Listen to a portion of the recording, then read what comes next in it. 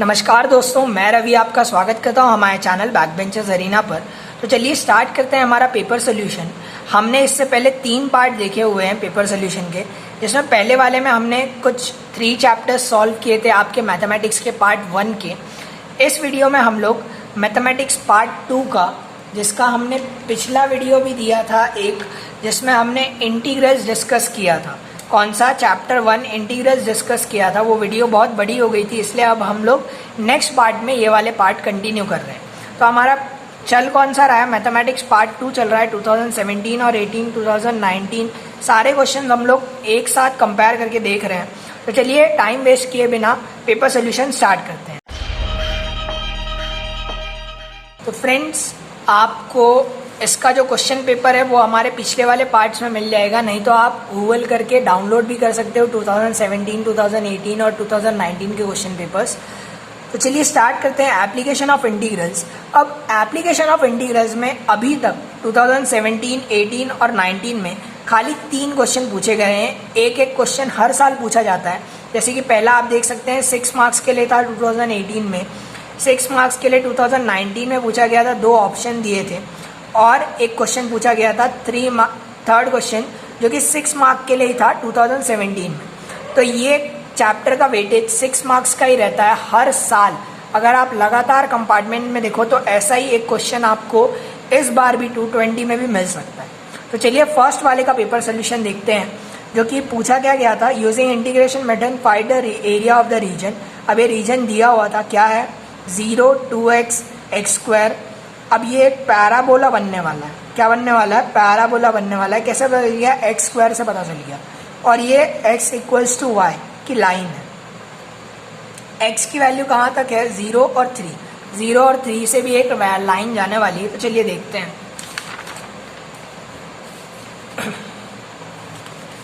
तो फ्रेंड्स, ये है हमारा कुछ क्वेश्चन। पहला क्वेश्चन जो कि एप्लीकेशन ऑफ इंटीग्रल्स का है।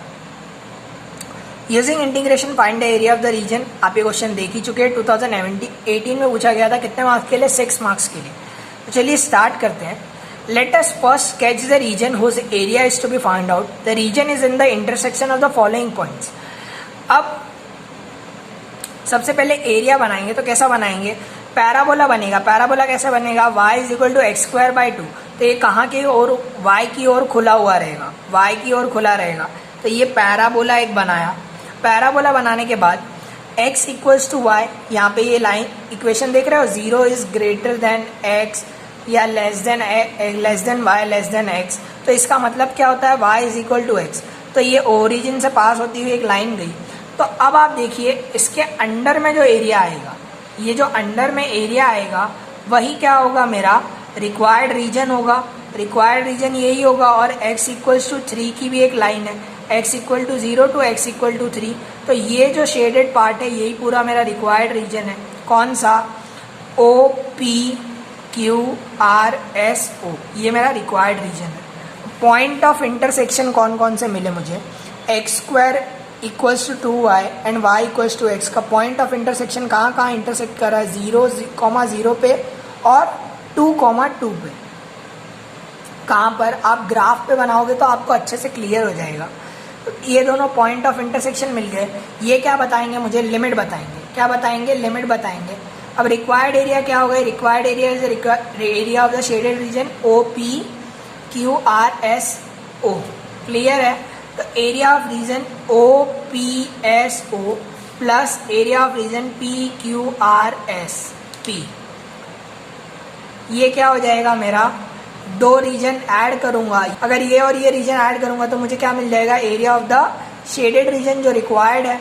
तो ये क्या होगा? एक इस तरफ देखिए, ये पैराबोला का आउटर साइड है, तो यहाँ पे पैराबोला का इक्वेशन अप्लाई करेंगे। तो y की वैल्यू क्या है? x² / 2 dx। ऐसे y = x है तो y की जगह पे क्या होगा? x dx। क्लियर है? तो इसी को सॉल्व किया तो x का क्या होता है? x² / 2, x⁻²2 है अपॉन 2 है, तो क्या हो जाएगा? x⁻3/3। तो ये 2 पहले से था तो क्या हो जाएगा? 6। 2 और 0 जो लिमिट थी, 0 से 2, 2 से 3, कैसे पता चली? ये 0 से कहाँ तक जा रही है? O से P देखिए कहाँ तक जा रहा है? 0 से 2।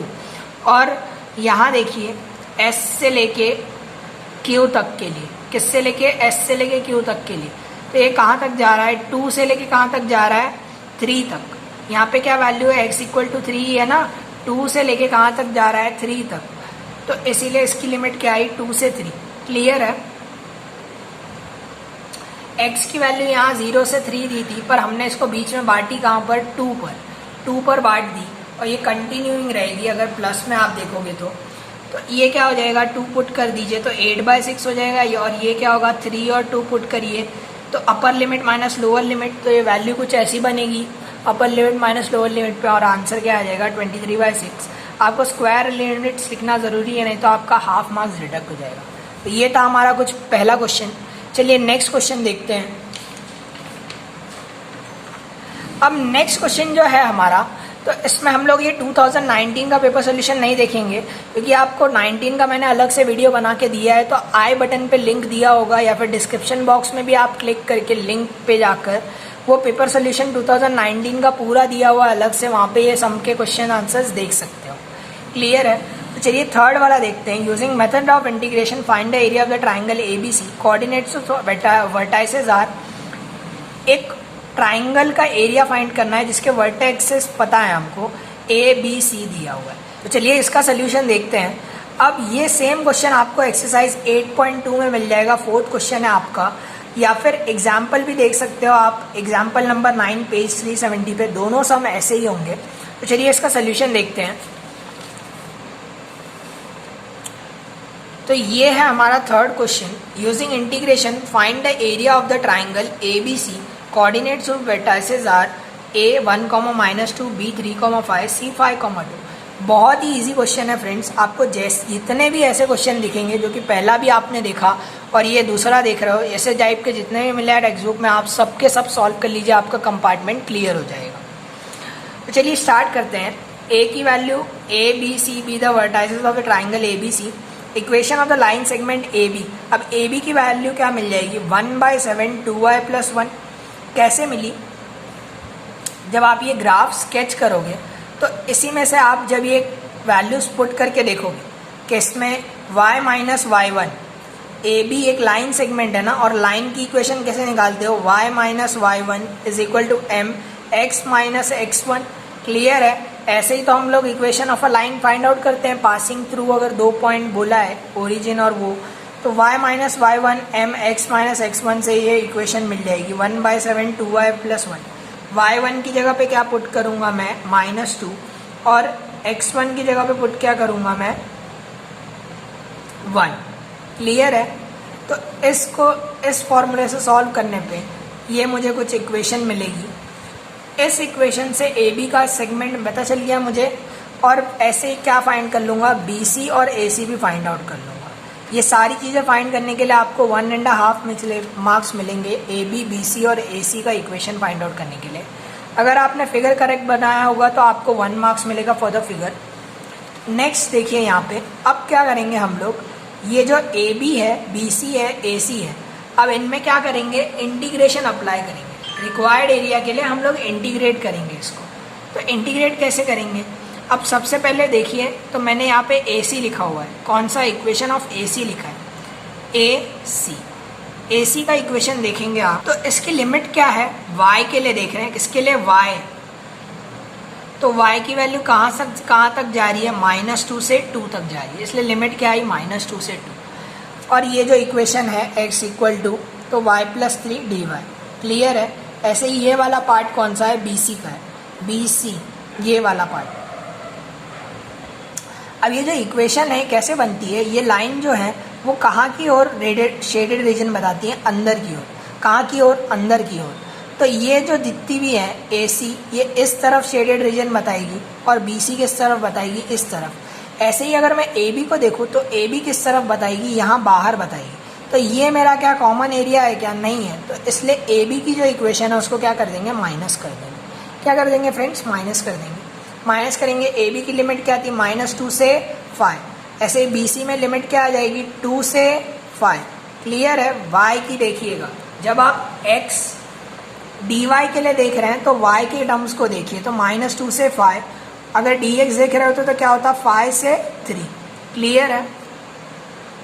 अब ये सब सॉल्व करने के बाद, इंटीग्रेशन करने के बाद आपको आंसर मिल जाएगा 10 स्क्वायर यूनिट्स। तो अगर आपने आंसर करेक्ट फाइंड किया तो 1 मार्क्स मिलेगा। स्टार्टिंग का अगर ये आपने फॉर्मूला सही लिखा, मतलब जो रीजन चाहिए था वो सही फाइंड आउट किया, तो 1.5 मार्क्स मिलेगा। और जब आप इंटीग्रेट कर दोगे तो 1 मार्क्स मिलेगा। तो ये पूरा क्वेश्चन कितने मार्क्स के लिए था? 6 मार्क्स के लिए था। बहुत ही ईजी है, पूरा ग्राफ पे बेस्ड रहता है। अगर ग्राफ आपको समझ में आ जाएगा तो ये सम भी आपका राइट हो जाएगा। तो हमने जितने भी क्वेश्चन पूछे गए थे किस टॉपिक में, एप्लीकेशन ऑफ इंटीग्रल्स में, 2017, 18 और 19 में सारे के सारे क्वेश्चंस देख लिए हैं। तो आप ऐसे टाइप के जितने भी आपको क्वेश्चंस मिले आप पूरे प्रैक्टिस कर लीजिएगा ताकि आपका कंपार्टमेंट एग्जाम क्लियर हो जाए। चलिए नेक्स्ट जो कि हमारा टॉपिक है वो कौन सा है? Differential equation. कौन सा है फ्रेंड्स? डिफरेंशियल इक्वेशंस देखने वाले हैं। ये हमारा चैप्टर 3 होने वाला है, पार्ट 4 का। इस पार्ट 4 में तो चलिए स्टार्ट करते हैं। फर्स्ट क्वेश्चन देखिए आप, find the integrating factor of the differential equation. एक डिफरेंशियल इक्वेशन दी है, इसका इंटीग्रेटिंग फैक्टर देना है। अब ये चैप्टर बहुत ज़्यादा वेटेज कंटेन करता है, जैसे कि आप देख पा रहे होंगे 2017 में इसमें कुछ 3 क्वेश्चन पूछे गए थे जिनका टोटल मार्क्स कितना था? 8 मार्क्स। ये कितने मार्क्स के लिए पूछे गए थे? 8 मार्क्स के लिए डिफरेंशियल इक्वेशंस में ही से क्वेश्चन पूछे गए थे। ऐसे सेम अगर आप 2018 में देखोगे तो 4,2 6 मार्क्स के लिए भी यहाँ पे क्वेश्चन पूछे गए थे 2018 में। तो ये अराउंड 6 to 8 वेटेज लेता रहता है हर साल के लिए। ऐसे ही 2019 में इसका कितना वेटेज था? 8 मार्क्स का, 7 मार्क्स का वेटेज था। तो देख रहे हैं आप 7 to 8, 5, 6, 7, 8 ऐसे मार्क्स के, इतने मार्क्स के क्वेश्चन पूछे जाते हैं इसमें हर बार। तो चलिए स्टार्ट करते हैं। 2017 का पहला question, integrating factor find out करना है। अब ये जो फर्स्ट वाला है, फर्स्ट वाला और यहाँ पर अगर आप आगे देखोगे मेरे साथ तो 6th वाला, find the integrating factor of the differential equation, ये दोनों कैसे हैं? Same question. ये कि 2019 में 1 मार्क के लिए पूछा था और 2017 में 2 मार्क्स के लिए पूछा था। तो ये टाइप के आपको इंटीग्रेटिंग फैक्टर वाले बार बार रिपीटेड दिखेंगे। चलिए फर्स्ट वाले का सोल्यूशन देखते हैं। तो अब जो हमारा फर्स्ट सम है, find the integrating factor of the differential equation, वो देखते हैं। तो अब इसमें एक फॉर्मेट होता है इंटीग्रेटिंग फैक्टर के लिए, एक डिफरेंशियल इक्वेशन का फॉर्मेट होता है। वो क्या है? यहाँ पे मैंने लिखा हुआ है कि इस इक्वेशन को पहले क्या किया मैंने, ऐसा लिखा dy/dx plus y is equal to 1/y/x। अब इसको कैसे लिख सकता हूँ मैं? ये जो x वाला पार्ट था ये 1/x भी किया और y/x भी किया। क्या किया यहाँ पे देखिए इसको, dy/dx plus y equals to 1/x प्लस y/x, डिनोमिनेटर दोनों को दिया। अब ये 1/x क्या करूँगा, यहीं पे रहने दूंगा और ये y/x उस तरफ ले जाऊंगा। तो इक्वेशन कैसी बन जाएगी? dy/dx plus y minus y/x equals to 1/x। अब इन दोनों में y कॉमन ले लीजिए, तो y कॉमन लेने के बाद क्या बचेगा? 1 minus 1/x equals to 1/x। Clear है? ये सेम इक्वेशन ऐसे आई। तो ये इक्वेशन लाने तक के लिए आपको 1 मार्क्स मिल जाएगा। अब आप देखोगे तो ये फॉर्मेट कौन सा है? dy/dx plus P Y equals to Q, ऐसे ही फॉर्मेट का है। dy/dx प्लस इस वाले पार्ट को पूरे को क्या कंसीडर कर लीजिए? p कंसीडर कर लीजिए, और ये वाला क्या है? q है। सेम ऐसे ही फॉर्म की इक्वेशन है। तो जब ऐसे फॉर्म की इक्वेशन में कन्वर्ट हो जाता है तभी हम लोग क्या फाइंड करते हैं? इंटीग्रेटिंग फैक्टर फाइंड करते हैं। तो ये फॉर्म आप याद कर लीजिएगा dy/dx plus P Y equals to Q का।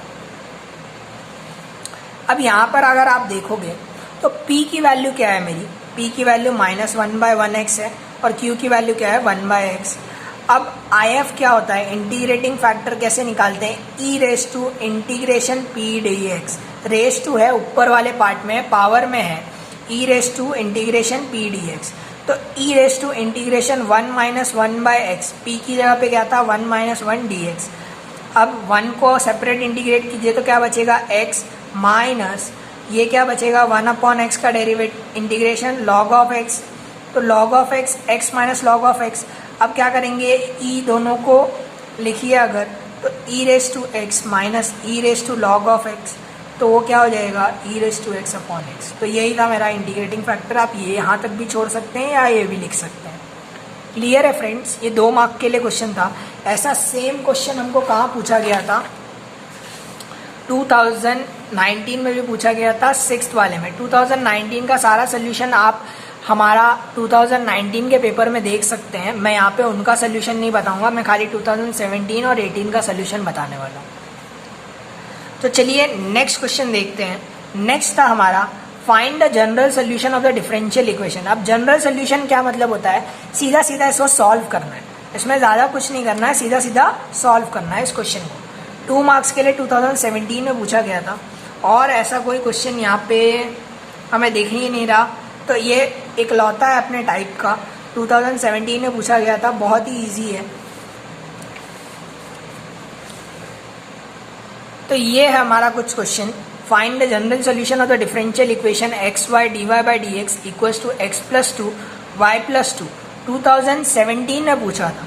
कब पूछा था, 2017 में। तो अब इसमें करना क्या है, y वाले जितने भी टर्म्स हैं एक साथ लिखिए और x वाले जितने भी टर्म्स हैं उनको एक साथ लिखिए। तो क्या करेंगे, y अपॉन y यहीं पे रहने दीजिए और ये y बाई टू इस तरफ लेके आइए। y बाई टू कहाँ लेके आ जाएंगे, इस तरफ। तो ये y upon y by two D Y हो गया। क्लियर है।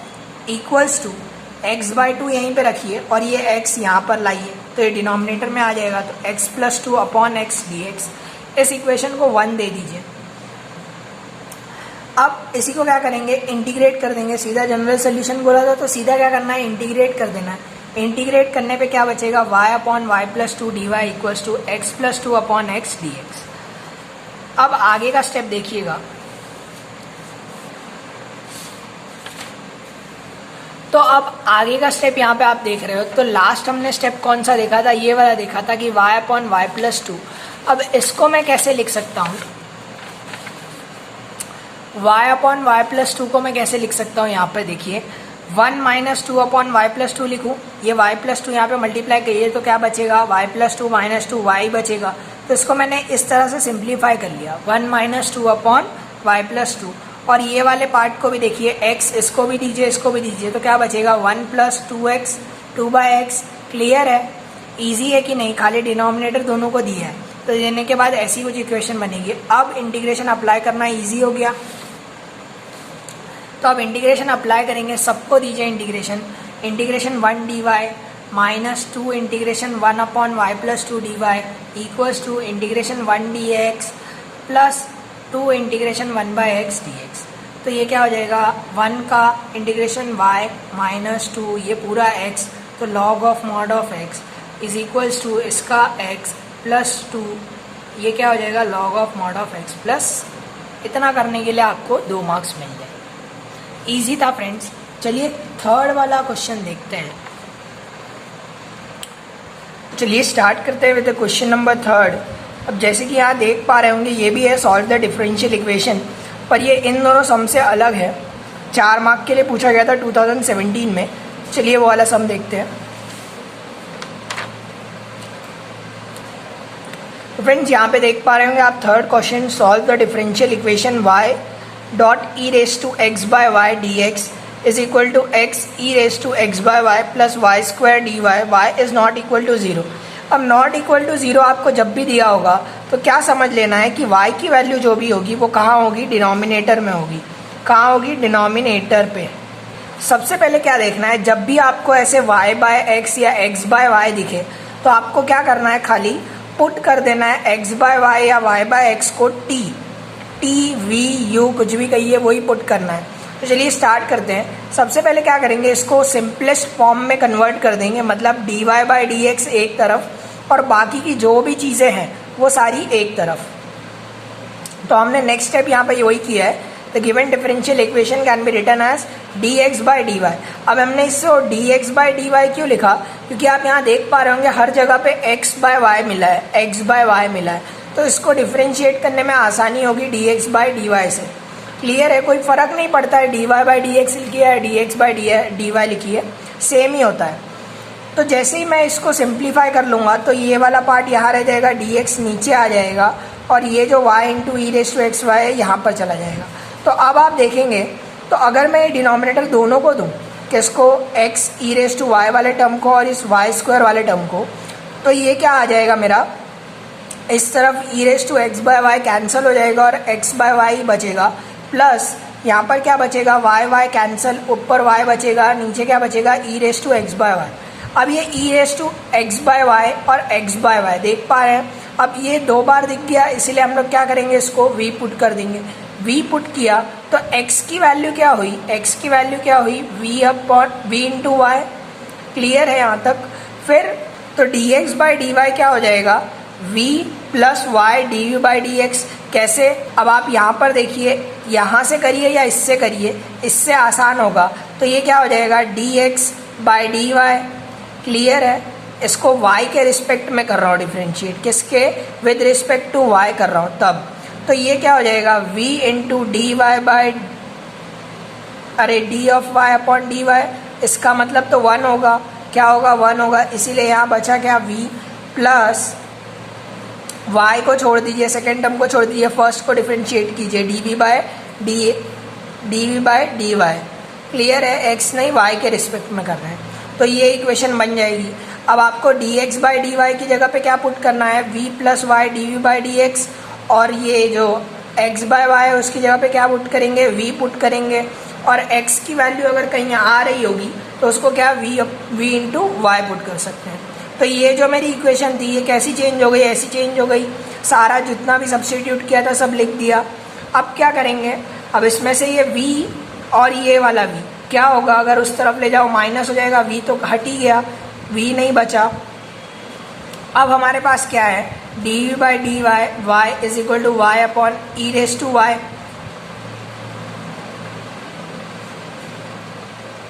सॉरी, ये ई रेस टू वी होगा, क्या होगा, ई रेस टू वी। तो ये वाई वाई क्या होने वाला है, इस तरफ जाके ये वाई कैंसिल हो जाएगा और 1 upon e raise to v बचेगा। अब ये सिंपल फॉर्म में एकदम मिल गया। अब सिंपल फॉर्म में मिल गया तो क्या करेंगे, सीधा इंटीग्रेट कर देंगे। इंटीग्रेट करने के बाद आप देख पा रहे होंगे, तो इसको e raise to v d v के साथ करूँगा, e raise to v d v is equal to integration d y का इंटीग्रेशन क्या होगा, वाई, कॉन्स्टेंट टर्म का इंटीग्रेशन 1 मान लीजिए, तो 1 का इंटीग्रेशन क्या होता है, वाई होगा, जो भी पैरामेट्रिक यहाँ पे लिया गया है, डी वाई है तो वाई हो गया, डी एक्स होता तो एक्स होता खाली। क्लियर है, y is equal to e raise to v रहेगा, प्लस इंटीग्रेशन कॉन्स्टेंट सी। अब क्या करेंगे, रीसब्स्टिट्यूट कर देंगे वैल्यू किसकी, v is equal to x by y की।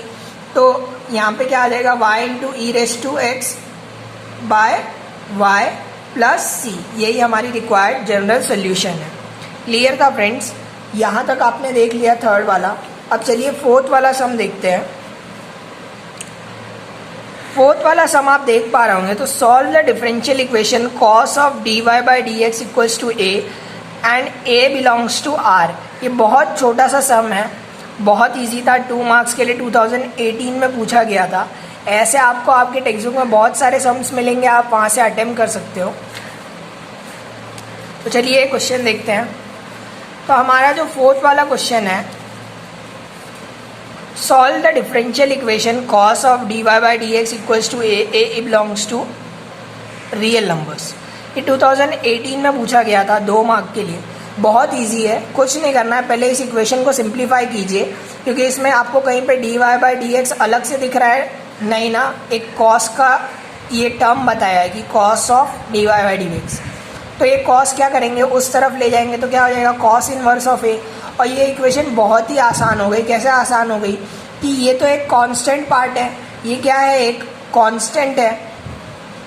तो मैं अगर dx को इस तरफ लेके जाता हूँ तो इसको तो कांस्टेंट एज अ ट्रीट ही करेंगे, बस dx का इंटीग्रेशन क्या हो जाएगा मेरा, x होगा। क्लियर है, वही किया है हमने यहाँ पे। क्या किया, dy एक तरफ रखा, dx एक तरफ दे दिया, इंटीग्रेट किया। इंटीग्रेट करने के बाद क्या मिलेगा मुझे, dy का इंटीग्रेशन क्या होगा, y, और कॉस इनवर्स ऑफ a, ये तो कांस्टेंट है, तो कांस्टेंट तो इंटीग्रेशन के बाहर आ जाएगा। इंटीग्रेशन के बाहर आने के बाद इंटीग्रेशन dx क्या होगा, x प्लस सी। 1 मार्क यहाँ मिलेगा, 1 मार्क जब ये सिंप्लीफाई करोगे आप उसके लिए मिल जाएगा। तो ऐसे आपको 2 मार्क्स मिल जाएंगे। और ये छोटे छोटे 2-2 मार्क के क्वेश्चन ही हमारे लिए बहुत इंपॉर्टेंट है। तो ऐसे जितने भी आपको सम्स दिखें पूरे अटेम्प्ट कर लीजिएगा, आपकी प्रैक्टिस एकदम अच्छे से हो जाएगी, क्योंकि इसका भी वेटेज अराउंड 10 मार्क्स का होता ही है। जैसे कि आप यहाँ देखोगे तो 2 2 4 8 मार्क्स के लिए 2017 में इसमें से क्वेश्चंस आए थे। फिर उसके बाद नीचे देखेंगे तो 2 4 मतलब 6 मार्क्स, तो ऐसे ही 6 8 10 ऐसे वेरी होता रहता है इसका मार्क्स। अब चलिए फिफ्थ वाला स्टार्ट करते हैं। फिफ्थ वाला क्वेश्चन क्या था, solve the differential equation. Normal सी एक इक्वेशन दी थी। अब इसमें भी देखिएगा बहुत आसान है, ये सबसे इजी सम है, 4 मार्क के लिए पूछा था, बहुत इजी है। और इसी में एक और वाला पार्ट भी था, फाइंड द पर्टिकुलर सोल्यूशन। अब ये पर्टिकुलर सोल्यूशन और पहले आपने जो देखा था इंटीग्रेटिंग फैक्टर, कौन सा वाला इंटीग्रेटिंग फैक्टर, ये दोनों एक ही टाइप है। मतलब इंटीग्रेटिंग फैक्टर तक फाइंड करेंगे तो आपको 2 मार्क्स मिलेगा, और उसके आगे ही अगर आप सॉल्व करके इंटीग्रेट कर दोगे तो वही क्या कहलाएगा, पर्टिकुलर सोल्यूशन कहलाएगा। तो आप देख पा रहे होंगे, तो पर्टिकुलर सोल्यूशन वाले जितने भी सम्स हो आप अच्छे से अटेम्प्ट कर लीजिएगा आपके टेक्स्ट बुक के। और ये हमारा लास्ट सम है जो 2018 में पूछा गया था, इसके बाद 2019 के सम दिए हुए हैं। तो चलिए पहले 2018 वाला ये फिफ्थ क्वेश्चन देखते हैं। Solve the differential equation x² - y² dx + 2xy dy = 0। ये 2018 में पूछा गया था। बहुत ही आसान क्वेश्चन है। कैसे, क्योंकि मैं क्या करूँगा, ये 2xy dy को एक तरफ रखूँगा और ये dx वाला टर्म उस तरफ ले जाऊँगा। तो अब क्या हो जाएगा, ये इक्वेशन माइनस में हो जाएगी। माइनस का मतलब ये y² पॉजिटिव हो जाएगा और x² माइनस हो जाएगा, dx वैसे का वैसा ही। हम लोग कर क्या आए हैं यहाँ पर, y वाले टर्म्स dy के साथ लिख रहे हैं और x वाले टर्म्स dx के साथ लिख रहे हैं। तो यहाँ पे देखिए अब क्या हो जाएगा, dy/dx क्या हो जाएगा, y² - x² / 2xy। आप देख ही पा रहे होंगे 2xy। अब क्या करेंगे, ये पूरे इक्वेशन को x² से डिवाइड करूँगा। किससे डिवाइड करूँगा, x² से, ऊपर और नीचे। x², ये अगर अभी काट दो तो कैंसिल ही हो जाएगा। तो हमने लिखा क्यों है, ताकि y/x ले पाऊँ मैं। क्या ले आ पाऊँ, y/x। आपको जहाँ भी ऐसा टर्म दिखे y² - x² / 2xy, जहाँ या xy मल्टीप्लाई में भी दिए हुए हैं, कुछ कैंसिल नहीं हो रहा है, तब क्या करेंगे हम लोग, सीधा x² पुट कर देंगे ताकि y/x मिल जाए, जिसको हम लोग v या t आप जो पुट करना चाहें वो पुट कर सकते हैं। तो ये इक्वेशन कैसी हो जाएगी, y² - x² -1, क्योंकि ये x² जब इसको बदलेगा तो 1 कैंसिल होकर 1 बचेगा, और नीचे क्या बच जाएगा, 2y/x। अब हर जगह देख रहे हो आप y/x, तो y/x को क्या किया हमने, v पुट कर दिया। तो y की वैल्यू क्या हो गई, vx हो गई। अभी हमने पिछले 2017 में एक सम देखा था जिसमें हमने ये सेम किया था। वहाँ पर क्या किया था, x/y को v पुट किया था। यहाँ पर क्या कर रहे हैं, y/x था, इसलिए y/x को v पुट कर रहे हैं। तो सेम इसको अगर डिफरेंशिएट करेंगे तो क्या इक्वेशन आएगी, dy/dx की वैल्यू क्या हो जाएगी, v + x dv/dx। सेम वही फॉर्मूला है। अब ये वाली जो इक्वेशन थी, ये वाली इक्वेशन कैसी चेंज हो गई, ऐसी हो गई। क्यों, क्योंकि हमने इसमें dy/dx की जगह पे क्या पुट किया, v + x dv/dx which is equal to y² / x²। तो क्या होगा, v² - 1 / 2v, y/x की वैल्यू क्या हो गई, v। क्लियर है यहाँ तक।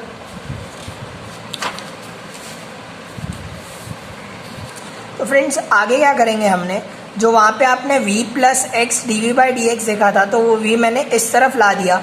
इस तरफ लाने क्यों लाया, ताकि v वाला पार्ट एक ही तरफ हो जाए सब।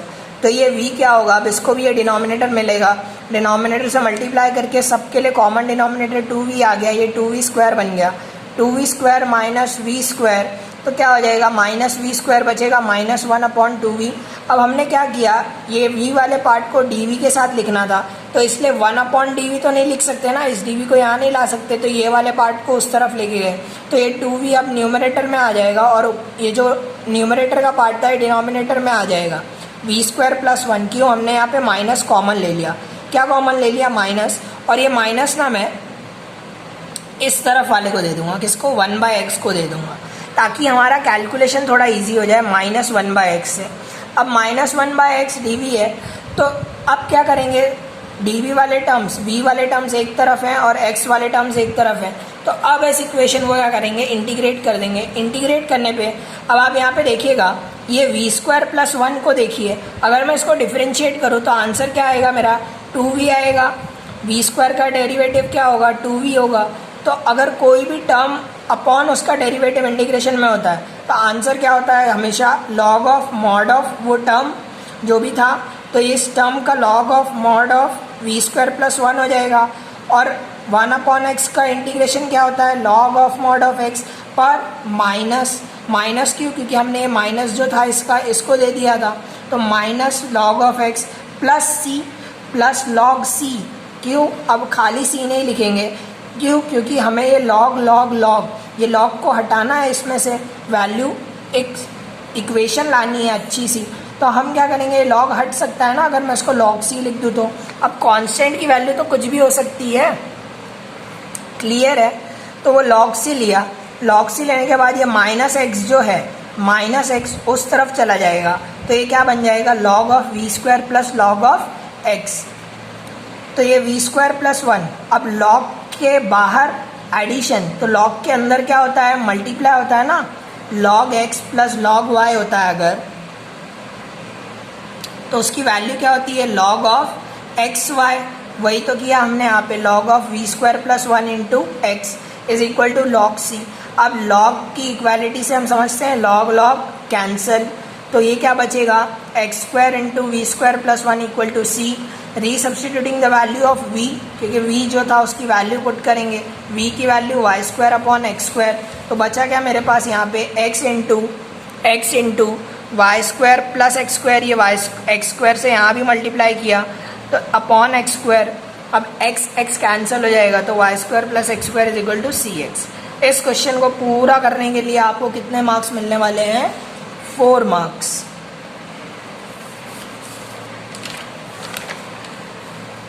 तो हमने 5th वाले क्वेश्चन का पहला वाला क्वेश्चन सॉल्व कर दिया है, जिसके लिए हमें 4 मार्क मिल चुके हैं। बहुत इजी था, ये वाला देखा था और एक ये 3rd वाला देखा था, 2017 में 4 मार्क के लिए पूछा गया था। सेम ही टाइप है दोनों।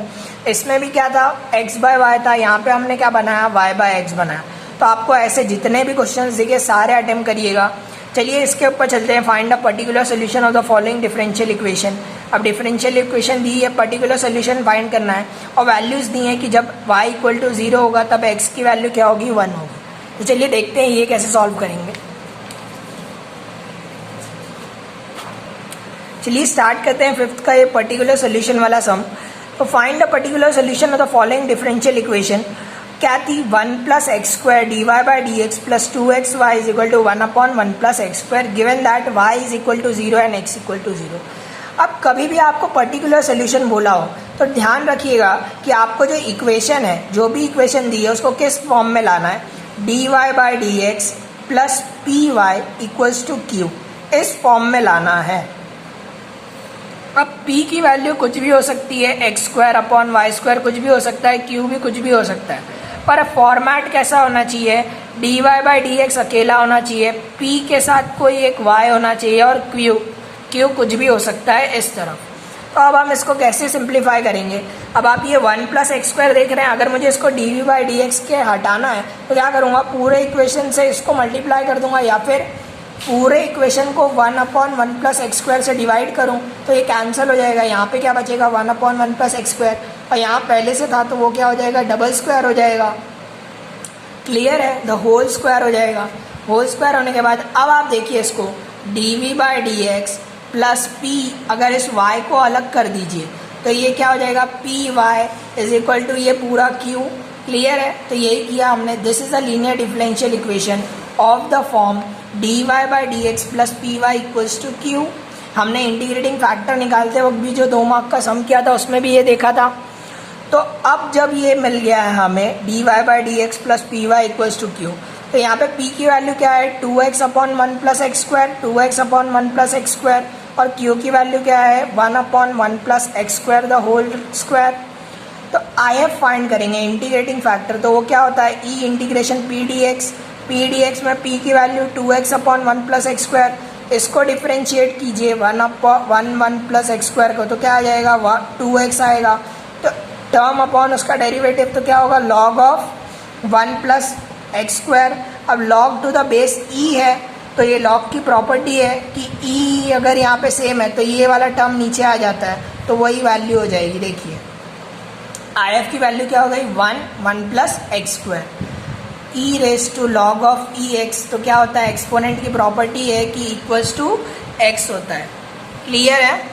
तो ये आई एफ मिल गया। अब particular solution is y into I F is equal to integration q I F d x. आपको खाली ये वाली इक्वेशन याद रखनी है कि पर्टिकुलर सोल्यूशन की इक्वेशन क्या है, y into I F equal to integration q into I F d x. तो वही करते हैं चलिए। तो ये इक्वेशन कैसी बन जाएगी, y इंटू आई एफ की वैल्यू क्या थी 1 plus x square equals to integration q की वैल्यू क्या थी 1 upon 1 plus x square the whole square. पर आई एफ भी मेरा यही आया ना 1 प्लस 1 अपॉन एक्स स्क्वायर। कैसे है 1 plus x square the whole square, इसको मैं अगर आई एफ से मल्टीप्लाई करूँ 1 प्लस एक्स स्क्वायर से तो ये एक एक कैंसिल हो जाएगा, बचेगा क्या, यही ना 1 upon 1 plus x square. Clear है? तो इस तरफ तो कुछ करना नहीं है, ये ऐसे का ऐसे ही रहेगा। और ये इंटीग्रेशन वाला पार्ट देखिए, ये क्या है, integration 1 upon x square plus a square. इसका फॉर्मूला क्या होता है, D x equals to tan inverse of x by ए।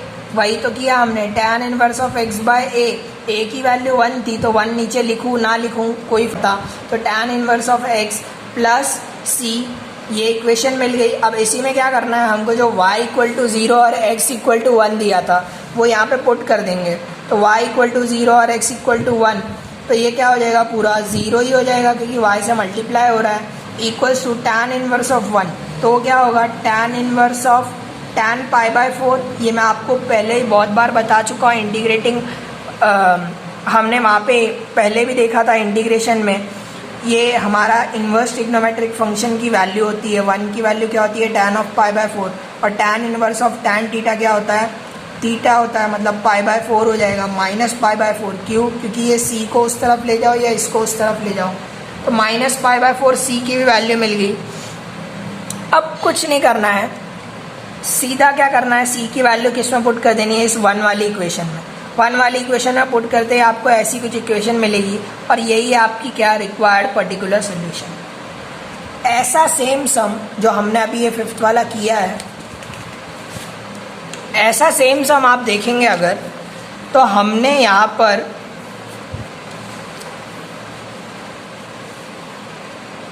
ये आप देख पा रहे होंगे 5th वाला क्वेश्चन था हमारा 2018 में 4 मार्क्स के लिए। ऐसा सेम सम हमें पूछा गया था 2019 में भी। Find the particular solution of the differential equation x into d x minus y e raise to y under root of 1 plus x square D y, ये वाला। और ये इंटीग्रेटिंग फैक्टर फाइंड करने को भी कहा गया था 2018 में भी। और आप पहला वाला अगर देख पा रहे होंगे तो 2017 में भी पूछा गया था। तो ये दो टाइप बहुत बार रिपीट होते हैं, तो आप इंटीग्रेटिंग फैक्टर मतलब पर्टिकुलर सोल्यूशन वाले जितने भी सम्स हैं सब अटेम्प्ट कर लीजिएगा। तो इसी के साथ हमारा ये डिफरेंशियल इक्वेशन वाला पार्ट खत्म होता है। 2019 के जितने भी सोल्यूशन हैं आप हमारे वो वाले वीडियो में देख सकते हैं। यहाँ पे आई बटन पे लिंक आ रहा होगा या फिर डिस्क्रिप्शन बॉक्स में भी लिंक है, तो जाइए वहाँ से वीडियो देखिए। तो चलिए अब नेक्स्ट देखते हैं। तो फ्रेंड्स नेक्स्ट वीडियो में हमारे पार्ट 5 में हम लोग वेक्टर से लेके एलपीपी और प्रोबेबिलिटी तक के जितने भी क्वेश्चंस हैं वो सब देखने वाले हैं। अभी इस वीडियो में इसलिए नहीं कंप्लीट कर रहा हूँ क्योंकि वीडियो बहुत बड़ी हो जाएगी। तो नेक्स्ट वीडियो में आप वेक्टर से लेके पूरा एलपीपी तक का सोल्यूशन देखेंगे। अगर आपको वीडियो पसंद आई हो तो वीडियो को लाइक करिएगा, चैनल को सब्सक्राइब करिए और अपने फ्रेंड्स के साथ ज़रूर शेयर कीजिएगा friends. Thank you for watching.